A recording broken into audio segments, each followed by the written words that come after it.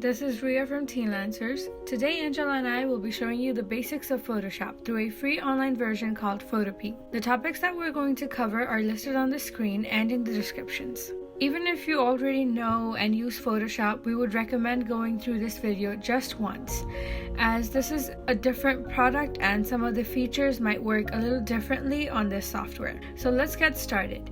We're going to be creating this as the final product at the end of this video. Keep watching!